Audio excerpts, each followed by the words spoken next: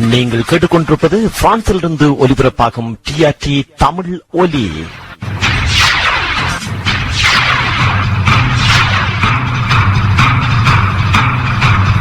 தேசம் கடந்தாலும் வீசும் காற்றிலே உங்கள் உணர்வுகளுடன் கலந்து கொள்ளுகின்றோம். இது டிஆர்டி தமிழ் ஒலி. நேர்களே, இன்றைய அரசியல் சமூக மேடையிலே இந்திய கண்ணோட்டத்தில் குறிப்பாக தமிழகத்தில் நடந்து முடிந்த ஈரோடு கிழக்கு சட்டப்பேரவை தொகுதி, அதிலே எங்கள் ஆய்வாளர்களில் ஒருவரான பாண்டியன் அவர்களும் போட்டியிட்டிருந்தார். ஈரோடு கிழக்கு சட்டப்பேரவை தொகுதியில் பல சுவாரஸ்யமான சம்பவங்கள் இடம்பெற்றன, பல மோதல்களும் இடம்பெற்றன. இவை தொடர்பான பார்வையோடு தமிழகம் இந்திய செய்திகளிலே சிலவற்றை தொட்டுச் செல்லலாம் என்று நம்புகின்றோம். வணக்கம் பாண்டியன் அவர்களே. வணக்கம். நீங்கள் எதிர்பாராத வகையிலே அரசியலில் ஒருபோதும் ஈடுபடாமல் இருப்பதாகவே முன்னர் சொல்லி வந்த சூழலிலே இப்பொழுது ஒரு வேட்பாளராகவே போட்டியிட வேண்டிய தேவை ஏற்பட்டது ஈரோடு கிழக்கு சட்டப்பேரவை தொகுதியில். அதுவும் திடீரென்று தேர்தலிலே ஒரு அரசியல்வாதி என்றால் அவர் நீண்ட காலமாக அதற்கான தயார்படுத்தல்கள் எல்லாம் இருக்கும். அதுவும் இருப்பதற்கே இடம் தேடுகின்ற எங்களை போன்றவர்களாகிய நீங்கள் ஈரோடு கிழக்கு சட்டப்பேரவை தொகுதியிலே போட்டியிடுவது என்பது நினைத்து பார்க்க முடியாத ஒரு விடயம். எப்படி போட்டியிட சம்மதித்தீர்கள்? ஈரோடு கிழக்கு தொகுதியில் திமுகவை எதிர்த்து சீமான் மட்டுமே போட்டியிடுவதாக எனக்கு நான் தெரிந்து கொண்ட பிறகு பெரியாரை மிக கேவலமாக, இன்னும் சொல்ல போனால் ஈழத்தமிழர்களை வைத்து ஈழத்தமிழர்களை ஏமாற்றி பல கோடி ரூபாய் சொத்து சேர்த்து கிழக்கு கடற்கரை சாலை பண்ணை வீட்டில 25 கோடி ரூபாய் பண்ணை வீட்டில 6 வெளிநாட்டுக்காரர்கள் 15 வேலையாட்கள் இப்படி வசதியாக வாழ்கிற இந்த சீமான் மட்டுமே திமுகவை எதிர்த்து நிற்கிறார். மற்ற அதிமுக நிற்கவில்லை, விஜய் கட்சி நிற்கவில்லை, இப்படி எந்த கட்சியுமே களத்தில் இல்லை. ஆனால் பெரியார் மண்ணில் பெரியாரை விமர்சனம் செய்துவிட்டு பெரியார் மண்ணில் பெரியாருடைய சிலையை உடைப்பேன், பெரியார் பிம்பத்தை உடைப்பேன் என்று சொல்லுகிற இந்த சீமானை எதிர்த்து யாரும் நிற்காத சூழ்நிலையில 13 திங்கட்கிழமை காலையில கொளத்தூர் மணியை தொடர்பு கொண்டு சீமான் பெரியாரை எதிர்த்து தேசிய தலைவர் பிரபாகரனுடைய அடையாளத்தோடு ஈரோட்டிலே களம் காண போகிறார். ஆகையால் அவரை நம்ம எதிர்த்து பிரச்சாரம் செய்ய வேண்டும், மக்களிடம் அவரை அம்பலப்படுத்த வேண்டும் என்று குளத்தூர் மணி அவர்களிடம் நான் இதை சொன்னேன். ஒரு அரை மணி நேரம் விவாதம் 2 பேருக்குமே தொடர்ந்தது. ஆனால் அதில் அவர் அதிக அக்கறை காட்டவில்லை. திமுகவுடைய வெற்றி வாய்ப்பு பாதிக்கப்படும், அதனால் நாம இப்பொழுது அதை செய்வது சரியா வராது என்கின்ற துணியில பேச ஆரம்பித்தார். அதோடு நான் அப்போ கோவை ராமகிருஷ்ணனை தொடர்பு கொண்டேன். இவர்களெல்லாம் என்னோடு 40 ஆண்டு காலம் பயணித்த கொள்கையாளர்கள், ஈழத்தமிழர்கள், பெரிய தியாகிகள், அதில் மாற்று கருத்து இல்லை. அப்போ கோவை ராமகிருஷ்ணன் அவர்களை தொடர்பு கொண்டு பேசிய பொழுது அவர் சொன்னார், நாம் செய்கிற இந்த வேலை திமுகவுக்கு ஒரு பெரிய பின்னடைவை ஏற்படுத்தும், அதனால் திமுகவை அவர்களை பார்த்துக் கொள்வார்கள், நாம் இதுல பெரிய அளவில் சிரத்தை எடுக்க முடியாது, அது கொஞ்சம் கடினமான வேலை என்று கோவை ராமகிருஷ்ணன் சொன்னார். அதன் பிறகு மே 17 திருமுருகன் காந்தியிடம் தொடர்பு கொண்டு இந்த சீமானை நாம் இப்படி விட்டுவிடக் கூடாது, எதிர்த்து பிரச்சாரம் செய்ய வேண்டும், அவனை அம்பலப்படுத்த வேண்டும், அவனுடைய விடுதலை புலிகள் முகத்தை நாம் நீண்ட காலமாக அந்த களத்தில் இருக்கிற காரணத்தினால் நாம் சொன்னால் மக்கள் கேட்பார்கள், அதனால் யாராவது ஒரு வேட்பாளரை நிறுத்தி நாம் பிரச்சாரம் செய்வதுதான் சரியாக இருக்கும், தயவு செய்து யோசியுங்கள் என்று சொன்ன பொழுது 13ஆம் தேதி திங்கட்கிழமை 14 அரசு விடுமுறை, 15 அரசு விடுமுறை, 16 அரசு விடுமுறை, 17ஆம் தேதி வேட்பு மனு கடைசி நாள். அப்போ திருமுருகன் காந்தியும் நாம் உடனடியாக செய்ய வேண்டும், ஆனால் நாட்கள் ரொம்ப குறைவாக இருக்கிறது, நாம் செய்வது திமுக பாதிப்பை உண்டாக்கு அப்படின்னு திமுக நினைப்பார்கள், இப்படியாக அவரும் பேச ஆரம்பித்தார். அதன் பிறகு நான் யோசித்தேன், யாராவது ஒருவரை களத்தில் நிறுத்தி பிரச்சாரம் செய்ய வேண்டும், அப்படி நிறுத்தவில்லை என்றால் அவர் வெற்றி பெற்றதாகவே பெரியார் மண்ணில் பெரியாரை பேசிவிட்டு நான் 10,800 ஓட்டு கடந்த முறை வாங்கி இருந்தேன். இப்போ நான் அதை தாண்டியும் என்னால் ஒரு 10,000 ஓட்டுகள் வாங்க முடியும் என்று நிரூபிக்கக்கூடிய ஒரு சூழல் வந்தது. ஆகையால் நான் நேரடியாக களத்துக்கு போனால்தான் சரியாகும் என்று விரும்பி, அப்பொழுது என்னை பார்ப்பதற்கு ஒரு நண்பர் வந்திருந்தார், செல்வகுமார் என்று எனக்கு நெருங்கிய நண்பர். அவரிடம் சொன்னேன், நான் உடனடியாக ஈரோட்டுக்கு போக வேண்டும், ஈரோட்டிலே போய் யாராவது ஒரு சுயேட்சை வேட்பாளரை தேடி பிடித்து அவருக்கு ஆதரவாக நாம் ஆட்டோவிலே ஒரு ஒளிவாங்கியை கட்டி கொண்டு சீமான் போகிற இடமெல்லாம் பிரச்சாரம் செய்ய வேண்டும், முயற்சிகள் என்று சொல்கிற போது அவர் சொன்னார், நாமே சுயேட்சையா களத்தில் இறங்கி விடுவோம், அவர் இன்னொருவரை நாம் தேட வேண்டிய அவசியம் இல்லை, கட்டுக்காசு 10,000 ரூபாய் தான், நான் கட்டுகிறேன், வாங்க கிளம்புவோம் இப்படி சொன்னார். உடனடியாக 13ஆம் தேதி அங்கு நான் சென்னையை சேர்ந்தவன், அதனால் ஈரோடு மாவட்டத்தில் வாக்காளராக பதிவு செய்வதற்கு சென்னையில் இருக்கக்கூடிய வாக்காளராக இருக்கிறேன் என்று இங்கு இருக்கக்கூடிய தேர்தல் துணை ஆணையாளருடைய பரிந்துரை கடிதம் இருந்தால்தான் ஈரோடு ஆணையாளர் அதை எடுத்துக்கொள்வார். ஆகையால் உடனடியாக நாம் களத்தில் குதித்த பொழுது அத்தனை அதிகாரிகளுமே பொங்கல் விடுமுறையில் இருந்தார்கள். நான் உடனடியாக சென்னை கார்பரேஷன் அலுவலகத்தை செய்து எனக்கு உடனடியாக நற்சான்றிதழ் வேணும், கொடுக்கவில்லை என்றால் நான் நேராக தலைமைச் செயலாளர் அலுவலகத்தில் போய் நான் என்னுடைய உரிமையை கேட்பேன், உரிமையை கேட்டு சண்டை பிடித்து உண்ணாவிரதம் இப்படி ஏதாவது செய்த பொழுது அவர்கள் என்னை சிறையில் அடைப்பார்கள், அதற்கு நீங்கள் தான் காரணமாக அமைந்து விடுவீர்கள், அதனால் தயவு செய்து எனக்கு உடனடியாக நான் இந்த தொகுதியில இருக்கிறேன் என்று ஒரு கெஜெட்டட் ஆபீசர், அதாவது ஜிஏ, இந்த நாட்டில் ஜிஏ, இங்க அடிஷனல் கலெக்டர் நற்சான்றிதழ் கொடுக்க வேண்டும் சொன்ன பொழுது அவர் உடனடியாக பரபரப்பாக ஆகி எனக்கு உடனடியாக 4:30 மணிக்கு நற்சான்றிதழை கொடுத்தார்கள். அதை எடுத்துக்கொண்டு நேரடியாக ஈரோடு கிளம்பி போகிற வழியில நான் என்னுடைய குடும்பத்தாரை பார்த்து ஏறக்கூடிய ஒரு 15 நாள் ஆகிவிட்டது, அதெல்லாம் பொங்கலுக்கு வருகிறேன் என்று சொன்னேன். அதனால நேரடியாக பாண்டிச்சேரி போய் என்னுடைய மகளை பார்த்து விட்டு நேரடியாகவே அவருடைய காரில நாங்க ஈரோடு நோக்கி சென்றோம். அது அவருடைய கார்ல டயர் பலவீனமானதுனால டயர் வெடித்து விட்டது, ஸ்டெப்னி இல்லை. அதுக்கு பஞ்சர் விட்டுக்கிறவன் 750 ரூபாய்க்கு பழைய டயர் இருக்கிறது, நீங்கள் ஈரோடு வரை சென்று விடலாம் என்று சொன்னார். நேரடியாக அதை மாட்டிக்கொண்டு இரவோடு இரவாக ஈரோடு போய் சேர்ந்தோம். அங்கு ஒரு நண்பர் முன்னாள் எம்எல்ஏ தென்னரசு அதிமுகவில் அவர் தான் போன முறை நின்று 44,000 வாக்கு வாங்கினார். அவரு எனக்கு நண்பர் சென்னையில், அவருக்கு தொடர்பு கொண்ட பொழுது நீங்கள் வாருங்கள் உங்களுக்கு நான் அறை போட்டு வைக்கிறேன் என்றார். ஆக 11:30 மணிக்கு போகிற பொழுது ஒரு ஹோட்டலில் அறை போட்டு வைத்திருந்தார். சரி, அன்று விடிந்து விட்டது. விடிந்த உடனே அன்று விடுமுறை, செவ்வாய் புதன் வியாழன் 3 நாள் விடுமுறை. வெள்ளி என்று மனு தாக்கல் செய்ய வேண்டும். அதற்காக எந்த அலுவலகமும் திறக்கவில்லை. செவ்வாய் விடுமுறை, புதன் விடுமுறை, வியாழன் 3 நாள் விடுமுறை, பொங்கல் லீவு. பொங்கல் அன்று விடுமுறை. தட்டச்சு செய்வர்கள் எல்லாம் வீட்டுக்கு போய்விட்டார்கள். அலைந்து தேடி பிடித்து ஒருவரை பிடித்து ஒரு வழக்கறிஞர், அவரு நண்பர் தான், அவரு எல்லா அனைத்தையும் சரி செய்து கொடுத்தார். 17ஆம் தேதி காலையில நாங்கள் மாவட்ட ஆட்சியர் கலெக்டரேட்டுக்கு முன்னாடி தேர்தல் ஆணையரை சந்தித்து ஒரு மனு கொடுத்தோம். மனு கொடுத்து பொழுது ஏற்படி 46 வேட்பாளர்கள் மனு பரிசீலனைக்கு எடுத்துக் கொள்ளப்பட்டது. 10,000 ரூபாய் டெபாசிட்டும் கட்டிவிட்டோம். அடுத்த நாள் சனிக்கிழமை என்று வேட்பு மனு பரிசீலனை. அப்படி அனைத்து வேட்பாளர்கள் வந்திருந்தார்கள். பரிசீலனையின் போது 6க்கும் மேற்பட்ட நாம் தமிழர் வக்கீல்கள் என்னுடைய மனுவை தள்ளுபடி செய்ய வேண்டும் என்று தொடர்ந்து அந்த தேர்தல் ஆணையாளர் அந்த கமிஷனரிடம் ஒரே பெரிய வாதம் செய்கிறார்கள்.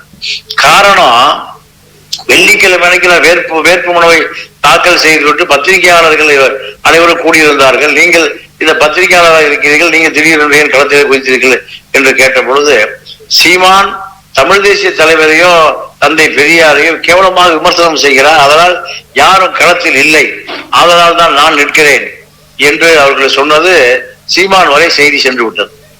அதனால் 5-6 வழக்கறிஞர்களை அனுப்பி அவருடைய மனுவை அத்தனையும் இணையதளத்தில் ஏற்றிவிட்ட காரணத்தினால அதை பதிவிறக்கம் செய்து இவருடைய மனைவிக்கு நகை இருப்பதாக சொல்லுகிறார். அந்த நகையுடைய அளவை சொல்லவில்லை, அந்த நகை எப்படி வந்தது என்று சொல்லவில்லை. அவரது சொந்தமானதா, அவரது தாயார் வகையில் வந்ததா, அது எப்படி வந்தது என்று இவர் உழைத்ததா அல்லது மனைவி உழைத்ததா, இப்படி பல காரணங்கள் அந்த கட்டணங்கள் இருக்கிறது. அதையெல்லாம் அவர் நிரப்பப்படவில்லை, மறைக்கிறார் என்று வாதம் பண்ணுது. அதனால் இவருடைய மனுவை தள்ளுபடி செய்ய வேண்டும். அடுத்து அவருடைய மனைவிக்கு அவருடைய தகப்பனார் வழியிலே வந்த நிலம் ஒன்று வந்திருக்கிறது என்று இதை காமிச்சிருக்கிறார். அதுக்கு பட்டா, சிட்டு, அடங்கல், சர்வே நம்பர் இப்படியான பல தகவல்கள் விடப்பட்டு இருக்கிறது. நான் அவசரத்திலே நான் அந்த நம்பர்லாம் எடுத்துக்கொண்டு வரவில்லை. அது சென்னையில இருக்கிறது, பாண்டிச்சேரியில் இருக்கிறது. அதனால் நான் அதை எனக்கு ஒரு 2 நாட்கள் அவகாசம் கொடுங்க, அதை பதிவு இல்ல அதை தள்ளுபடி செய்து ஆக வேண்டும். அடுத்து மனைவி என்ற காலத்திலே நான் அதை முழுமையாக விட்டு ஏறக்குறைய அந்த மனு 22 பக்கம் இத்தனையும் உட்கார்ந்து நிரப்புவதற்கு அரசியல்வாதியாக இருந்தால் பழைய காப்பியை பார்த்து நிரப்பியிருப்பார்கள். நான் அவசரமா அப்ப மனைவி என்ற இடத்துல காலம் அதை விட்டு விட்டேன். இவர் மனைவியை மறைக்கிறார் என்று சொன்னார்கள். அப்போ நான் விஜயலட்சுமியை சீமான் மறைத்ததை போல நான் என்னுடைய மனைவியை மறைக்கவில்லை. மனைவிக்கு நகை இருக்கிறது, இடம் இருக்கிறது எல்லாம் ஆக மொத்தம் என்னுடைய மனுவை தள்ளுபடி செய்வதாக அறிவிக்க வேண்டும் தொடர்ந்து வலியுறுத்துகிறார்கள். அதன் பிறகு கடைசி மனு பரிசீலனை வைத்து விட்டார். 4 மணிக்கு தான் என்னுடைய மனு பரிசீலனை. என்ன அவரு மேலதிகாரி தொடர்பு கொண்டு கீழே இப்படி பல ஒரே டென்ஷனான சூழ்நிலையில 4:15 மணிக்கு நாங்கள் இந்த மனுவை ஏற்கிறோம். இந்த மனு தகவல்களும் சொல்லப்பட்டிருக்கிறது, ஆனால் குறிப்பாக சொல்லப்படவில்லை. அதுக்காக அவருக்கு 2 நாள் அவகாசம் கொடுக்கிறோம். அந்த அவகாசத்துக்குள் இவர் அந்த குறிப்புகளை நிரப்ப வேண்டும். அதனால ஏற்றுக்கொள்வோம். இது பல தவறுகள் இருக்கத்தான் செய்யும். அதனால் நாங்கள் அவருக்கு அவகாசம் கொடுக்கிறோம் என்று மனுவை ஏற்றுக்கொண்டார்கள். இது இவ்வளவு பிரச்சனைக்கு பிறகு நான் அவருடைய சொன்னேன், நீங்கள் என்னை மனுவை நிராகரித்து வெளியே அனுப்பினாலும் கூட நான் ஈரோட்டை விட்டு போக மாட்டேன். சீமானை அம்பலப்படுத்தியே தீருவேன். சீமானுடைய அனைத்து அந்தரங்க விஷயங்களும் எனக்கு தெரியும் என்று சொன்னதை அவர்கள் மீண்டும் குறித்துக் கொண்டு வெளியேறி விட்டார்கள். இப்படியாக 17, 18, 19, 20 ஒரு பிரச்சார வாகனத்தை நான் ஒப்பந்தம் செய்து ஒரு ஒளிவாங்கியும் அதில் பொருத்தி காவல்துறைக்கும் கலெக்டர், மாவட்ட ஆட்சியர், எஸ்பி, சூப்பரண்ட் ஆஃப் போலீஸுக்கு விண்ணப்பித்தேன். விண்ணப்பத்திலே அவர்கள் சீமான் ஆட்கள் அந்த டிரைவர் பெயர் அந்த வண்டி இல்லை, வண்டி வேற ஒருவது, இவர் டிரைவராக இருக்கிறார், அதனால் இதை தள்ளுபடி செய்ய வேண்டும் என்று எஸ்பி ஆபீஸ்ல மீண்டும் ஒரு பெரிய சச்சரவு. அப்ப அந்த ஓட்டுநர் சொல்லுகிறார், என்னுடைய தம்பி பெயரிலே வண்டி இருக்கிறது, நான் ஓட்டுகிறேன், அதனால் அது மிகப்பெரிய குற்றம் அல்ல என்று சொன்ன பிறகு அந்த முறை ஏற்றுக்கொள்ளப்பட்டு 22ஆம் தேதி நாங்கள் ஒளிவாங்கி பிரச்சார வாகனம் அந்த 2 பக்கமும் என்னுடைய படம், என்னுடைய கோரிக்கை, பெட்டி நம்பர் இப்படி எல்லாம் பிரச்சாரத்தை ஆரம்பித்தோம்.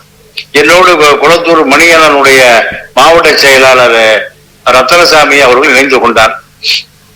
அதோட என்ன சென்னையில உதவி இயக்குனர் ராமஜெயம், செல்வகுமார், கோவை ரகு, இப்படி ஒரு 10 பேர்கள் நாங்கள் முழுக்க பிரச்சாரம்.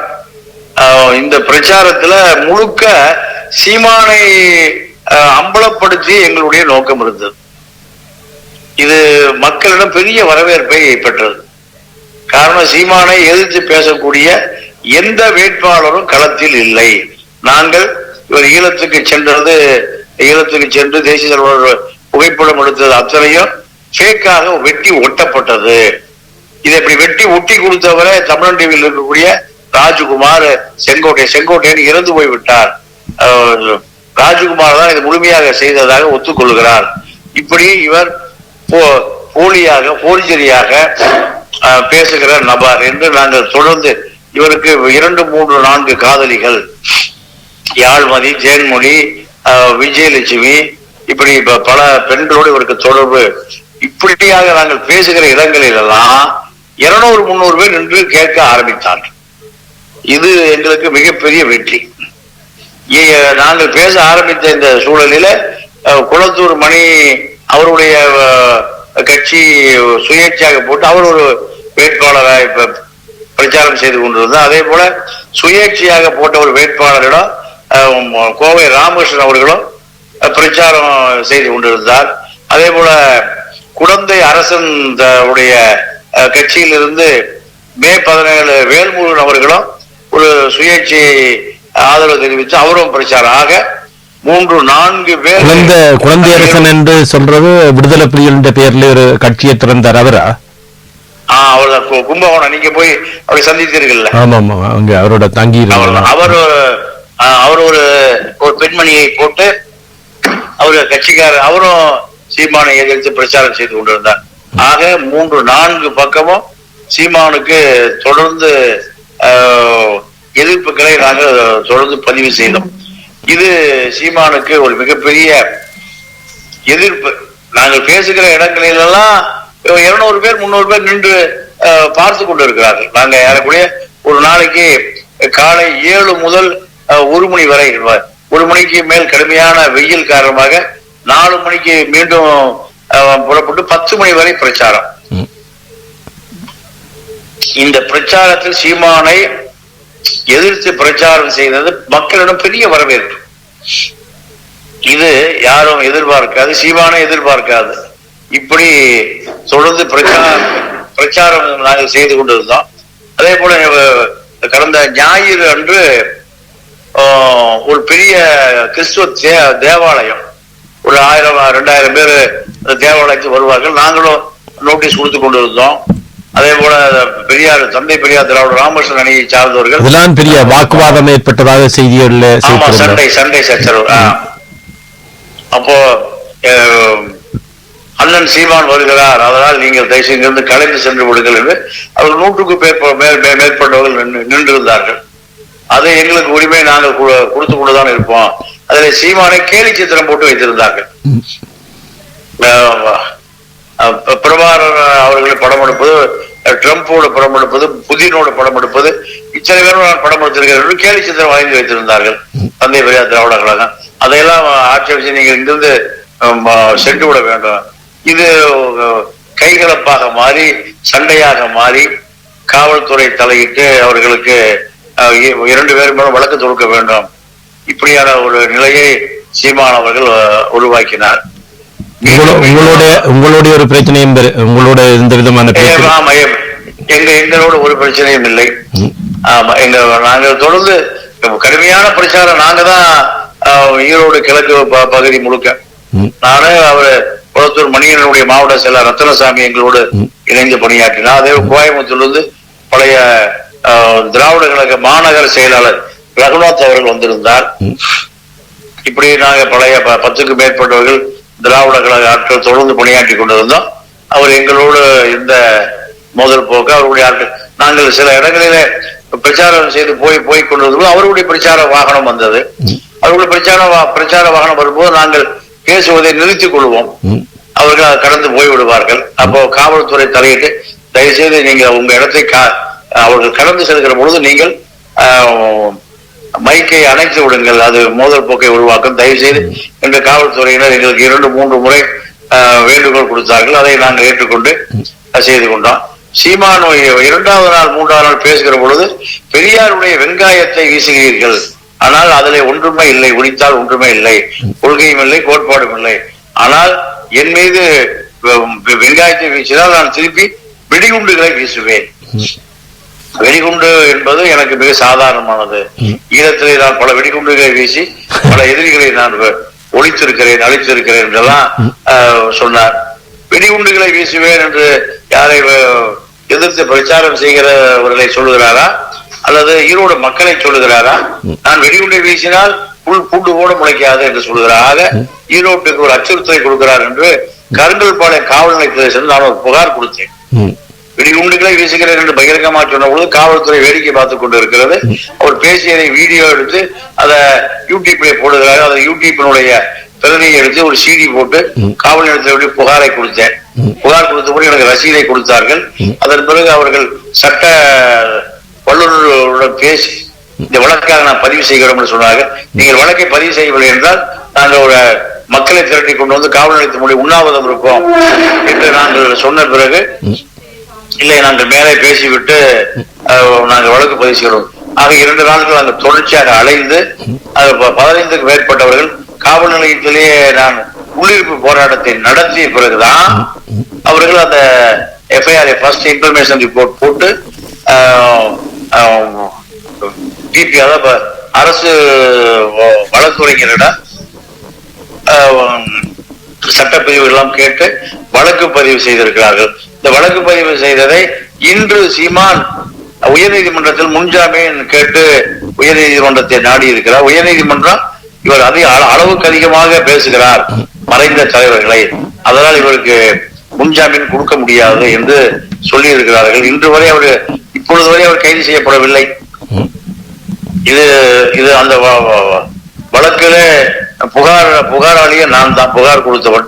இப்படியாக சீமானுடைய அரசியலுக்கு எதிர் அரசியலை முடிந்தவரை செய்திருக்கிறோம். அதே நேரம் நாம் தமிழர் கட்சியில இருந்து பலர் வெளியேறி நிர்வாகத்தில் இருந்தவர்கள் வெளியேறி தமிழக வாழ்வுரிமை கட்சியுடன் இன்று இணைந்ததாகவும் தகவல்கள் வந்திருந்தன. வாழ்வுரிமை கட்சியிலும் இணைகிறார்கள். நிறைய பேர் ஒன்றிய நகரங்களா இப்படியெல்லாம் பல பேரை ராஜீவ் காந்தி அது முன்னாள் தமிழர் ராஜீவ் காந்தி திமுகவுடன் இணைத்துக் கொண்டு இருக்கிறார். ராஜீவ்காந்தி தானே இவருடைய ஒரு காலகட்டத்திலே மிக முக்கியமான பிரமுகராக சீமானோடு இருந்தவர். அவர் ஏற்கனவே நாங்களும் எங்களுடைய நீண்ட காலத்துக்கு முதல் அவருடைய செவியையும் வானொலியில் ஒலிபரப்பி இருக்கிறோம். அவர் நீண்ட காலத்துக்கு முதலே நாம் தமிழர் கட்சியை விட்டு வெளியேறியவர் அல்லவா? வெளியேறி இப்ப திமுகவில் இருக்கிறார். திமுகவில் மாணவர் இளைஞர் அணி தலைவராக இருக்க வேண்டும் நினைக்கிறேன். ஆமா ஆமா மாநில செயலாளர் துணை செயலாளர். ஆமா நாம் தமிழர் இருந்து வெளியிருக்கிற மாவட்ட செயலாளருக்கு புது இன்னோவா கார் வாங்கி கொடுப்பதாக செந்தில் பாலாஜி மூலம் வாக்குறுதி கொடுக்கிறார்கள். ஆக இப்படியே போய் கொண்டு இருக்கிறது. ஆக இந்த நிலவரத்தை பார்க்கிற பொழுது சீமான் பெரிய வாக்கு வங்கியை பெற முடியாது. சீமானுடைய வாக்கு வங்கி ஈரோடு கிழக்கிலே பெரிய அளவில் சரிந்து போய்விடும் என்றுதான் எதிர்பார்க்கப்படுகிறது. ஆகையால் கடந்த முறை வாங்கிய வாக்குகளை சீமான் இந்த முறை வாங்க முடியாது என்பதுதான் இப்போது நிலையாக இருக்கிறது. அவருடைய ஆதரவாளர்களை விட சாதாரணமான பொதுமக்கள் இப்ப வேறு வேறு கட்சிகளை சார்ந்தவர்களாக இருக்கக்கூடியவர்கள் நீங்கள் பிரச்சாரம் செய்கிற போது உங்களுடன் வந்து உரையாடினார்களா? நிறைய பேர் எங்களிடம் வந்து பேசினார்கள். சீமான தேசிய தலைவரோடு இருந்ததாக உண்மைக்கு மாறான கருத்தை சொல்லுகிறார். அதே போல தலைவரோடு எடுத்த அந்த புகைப்படமும்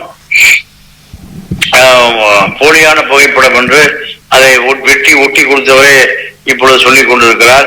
இப்படியாக பல தகவல்களை மக்கள் வந்து கேட்டு தெரிந்து கொண்டார்கள்.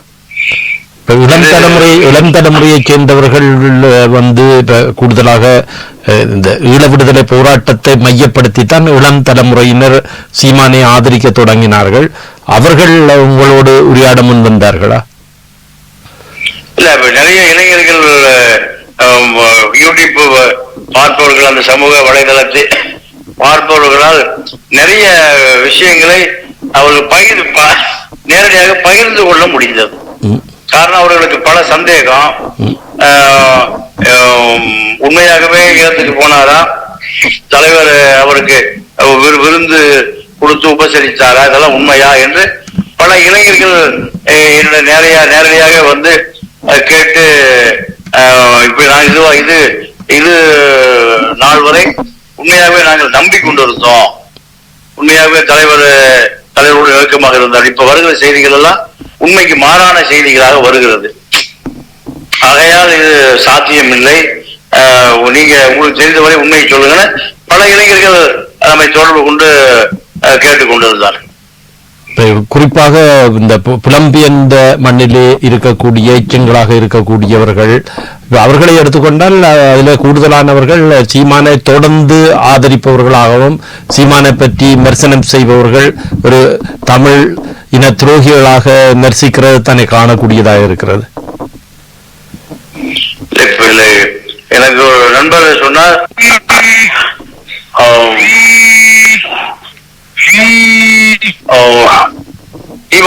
சீமானை பொறுத்தவரை கடந்த முறை வாங்கிய 10,800 வாக்குகளுக்கு மேல் அவர் வாங்கிவிட்டால் அவர் ஈரோடு இடைத்தேர்தலில் அவர் வெற்றி பெற்று அவருடைய கருத்துக்கள் மக்கள் ஏற்றுக்கொண்டதாக தான் எடுத்துக்கொள்ளப்படும். ஆகையால் அந்த வாக்குகள் விழாமல் பார்த்து கொள்ள வேண்டியது பெரியாரிய உணர்வாளர்களால் தான் முடியும். ஆகையால் தயவு செய்து நீங்கள் தொடர்ந்து வலிமையான பிரச்சாரத்தை முன்னெடுத்து விடுங்கள். இதுதான் அந்த அனைவருடைய கோரிக்கை. தமிழ்நாடு முழுக்க பெரியார் தொண்டர்கள் ஈரோட்டிலே குவிந்திருப்பதை பார்க்க முடிந்தது. நிறைய நண்பர்கள் கருப்பு சட்டையோடு சீமானுக்கு எதிராக பிரச்சாரம் செய்கிற பொழுது நாங்களும் இணைந்து கொள்கிறோம். இப்படி பல பேர் என்னை தொடர்பு கொண்டார்கள். பல பேர் நாங்களும் ஊர்வலத்தில் வேன் ஊர்வலத்தில் கலந்து கொண்டார்கள். 20-30 மேற்பட்டவர்கள் அந்த பிரச்சார வாகனத்தில் ஏறிக்கொண்டிருந்ததை பார்க்க முடிந்தது. அச்சுறுத்தல் உங்களுக்கு தனிப்பட்ட ரீதியில அச்சுறுத்தல் ஏதாவது ஏற்படவில்லையா? அப்படி ஒன்றும் ஏற்படவில்லை. அந்த புகார் கொடுத்தவருடைய விளைவு எனக்கு ஒரு காவலரை நியமித்திருந்தார்கள். ஈரோடு காவல் கண்காணிப்பாளர் ஒருத்தர் எனக்கு ஒரு காவலரை நியமித்திருந்தார்கள். அப்போ காவலர் சேவையிலே நான் ஒரு 10-15 நண்பர்கள் கூட இருக்கிற காரணத்தினாலே காவலர் தேவையில்லை. இது ஒரு செயற்கையாக தெரியும். அரசு எனக்கு ஆதரித்து அரசே சீமானை எதிர்த்து பேச சொன்னதாக மக்கள் எடுத்துக்கொள்வார்கள். அதான் தயவுசெய்து எனக்கு காவல்துறை தேவையில்லை என்று அவர்களை நான் ஒரு 2-3 மணி நேரம் என்னோடு இருந்தார்கள். அவர்களை திருப்பி அனுப்பிவிட்டேன். நீங்க டிஎஸ்பியோடு தொடர்பு கொள்ளுங்கள், எங்களுக்கு இட்ட கட்டளை உங்களை பின்தொடர்ந்து பாதுகாக்க சொன்னார்கள். அங்கதான் டிஎஸ்பி தொடர்பு கொண்டேன். இந்த காவலர் எனக்கு பின்னாடியே என்னை பாதுகாப்பதாக சொல்லி என் பின்னாலே வந்தால் அரசே எனக்கு பணத்தை கொடுத்து காசை கொடுத்து வண்டி வாகனத்தை கொடுத்து அனுமதி கொடுத்து களத்தில் இறக்கியதாக மக்கள் நினைப்பார்கள்.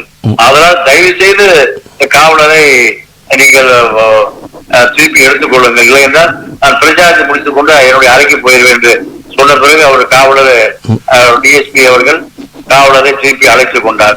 இதுதான். அதன் பிறகு பெரிய அச்சுறுத்தல் என்கிற வகையில பெரிதாக ஒன்றும் இல்லை. இதோட ஈரோடு கிழக்கு சட்டப்பேரவை தொகுதியோடு இந்த பிரச்சாரத்தை நிறுத்த போறீர்களா அல்லது தொடர போறீர்களா? ஏதாவது இனிய இளைஞர்களையும் இணைத்து ஒரு பலமான ஒரு பிரச்சார அணியை உருவாக்க போறீர்களா?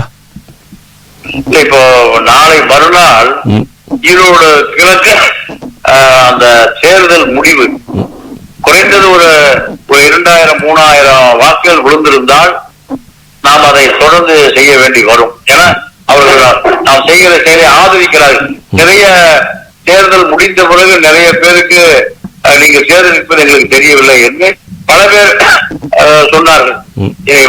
ஒரு 3-4 வாகனங்களையாவது நீங்கள் வாடகைக்கு எடுத்து பிரச்சாரம் செய்திருக்கலாமே என்று சொன்னார்கள். இல்லை, நான் சில நண்பர்களை எதிர்பார்த்து தான் அந்த பிரச்சாரத்தில் வந்தேன்.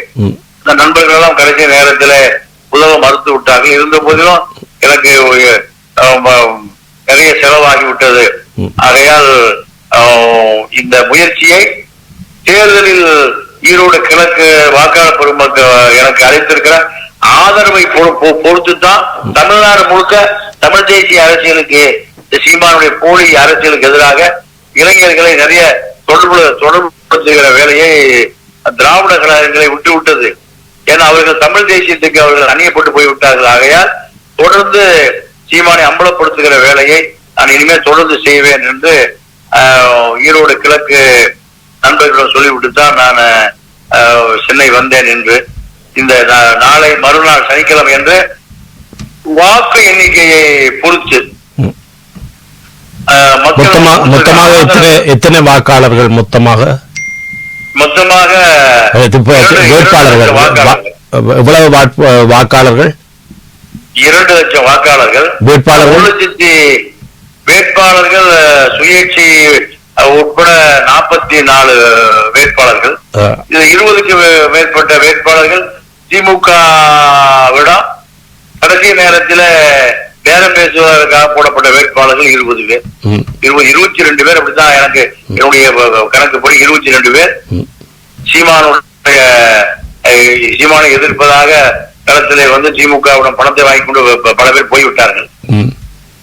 நாம் என்னையும் அமைச்சர் முத்துசாமி சந்திக்க வேண்டும் என்று 2 முறை